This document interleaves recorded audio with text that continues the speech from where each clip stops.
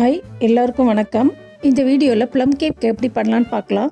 Plum cake பண்ணுறதுக்கு 1/4 cup பேரிச்சம்பழம் இந்த மாதிரி சின்ன சின்ன பீஸாக கட் பண்ணி வச்சுருக்கேன். 1/4 cup tutti frutti, 1/4 cup black dry grapes, white dry கிரேப்ஸில் 1/4 கப் எடுத்துருக்கிறேன்.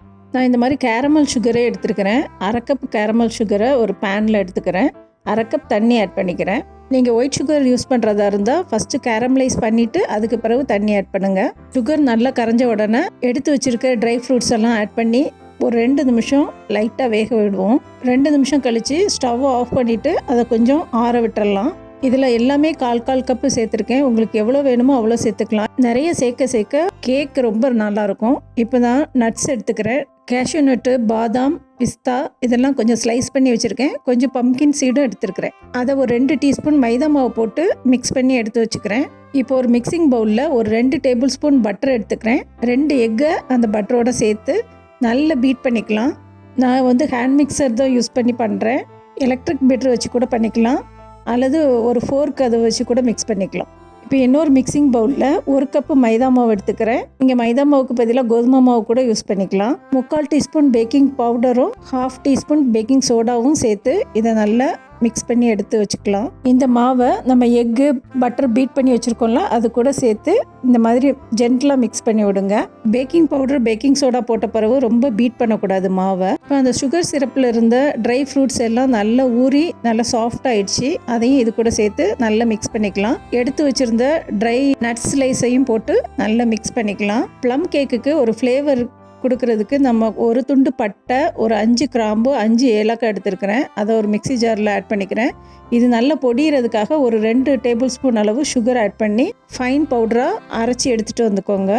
இப்போ மிக்ஸ் பண்ணி வச்சுருக்க கேக் பேட்டரில் 1 டீஸ்பூன் அளவு வெண்ணிலா எக்ஸ்ட்ராக்ட் ஊற்றிக்கிறேன். கூடவே அரைச்சி வச்சுருக்கிற அந்த சுகர் பவுடர், பட்டை, கிராம்பு, ஏலக்காய் அதையும் சேர்த்து நல்லா மிக்ஸ் பண்ணி எடுத்து வச்சுக்கலாம். நான் இந்த டின்னில் தான் கேக் பேக் பண்ண போகிறேன். ப்ளம் கேக்குக்கு கண்டிப்பாக பட்டர் ஷீட் போடணும். அப்படி இல்லாட்ட நம்ம டீமோல்ட் பண்ணும்போது அது பிஞ்சு வந்துடும்.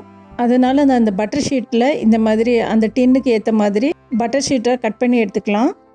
இதில் சைட்லேயும் நமக்கு பட்டர் ஷீட்டு தேவைப்படும். பட்டர் ஷீட்டு போட்டுட்டு அதுக்கு மேலே நம்ம பேட்டரை ஊற்றி பேக் பண்ணும்போது நமக்கு அப்படி பிஞ்சு வராமல் இருக்கும். இப்போ டின்னில் சைடில் வைக்கிறதுக்காக இந்த பட்டர் ஷீட் ரெடி பண்ணுறேன். இதையும் இதே மாதிரி கட் பண்ணி எடுத்துக்கலாம். டின் சைஸ்க்கு ஏற்ற மாதிரி கட் பண்ணிக்கலாம். இப்போ டின்னில் லைட்டாக கீ அல்லது பட்டர் அப்ளை பண்ணிவிட்டு அதில் இந்த பட்டர் ஷீட்டை ஒட்டி விட்டுக்கலாம்.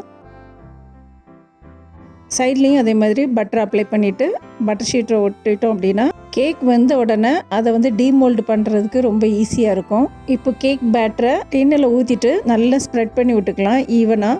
நான் இன்றைக்கி பேக் பண்ண போகிறது குக்கர் யூஸ் பண்ணி தான்.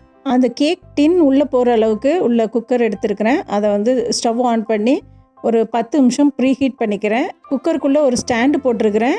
குக்கரோட மூடியில் கேஸ்கெட் வைக்கல, வெயிட்டும் வைக்கல. 10 நிமிஷம் கழித்து குக்கர் நல்லா சூடானோடனே நம்ம டின்னை உள்ளே எடுத்து வச்சுட்டு ஒரு 30 to 40 மினிட்ஸ் வேக வச்சோம் அப்படின்னா இந்த மாதிரி ஒரு 30 நிமிஷம் கழித்து நீங்கள் கத்தியை இந்த மாதிரி உள்ளே விட்டு பார்த்தீங்க அப்படின்னா ஒட்டாமல் வந்துச்சு அப்படின்னா நமக்கு கேக்கு உள்ள வரைக்கும் நல்லா வெந்துடுச்சுன்னு அர்த்தம். சப்போஸ் மாவு கத்தியில் ஒட்டிச்சு அப்படின்னா கூட ஒரு 5 to 10 மினிட்ஸ் வச்சிங்கன்னா நல்லா வெந்துடும். இப்போ 40 மினிட்ஸ் கழித்து அந்த டின்னை வெளியில் எடுத்துகிட்டு ஒரு 15 to 20 மினிட்ஸ் நல்லா ஆற விட்டுட்டு இந்த மாதிரி ஒரு பிளேட்டில் கவத்தி இந்த மாதிரி கட் பண்ணிக்கலாம். ரொம்ப சாஃப்டாக இருக்கும், டேஸ்ட்டும் சூப்பராக இருக்கும். கண்டிப்பாக ட்ரை பண்ணி பாருங்கள். எவ்வளோ சாஃப்டாக இருக்குது பாருங்கள். கண்டிப்பாக ட்ரை பண்ணி பாருங்கள். உங்களுக்கு இந்த வீடியோ பிடிச்சிருந்தனா லைக் பண்ணுங்கள், கமெண்ட் பண்ணுங்கள். சப்ஸ்கிரைப் பண்ணலன்னா please subscribe my channel. Thank you.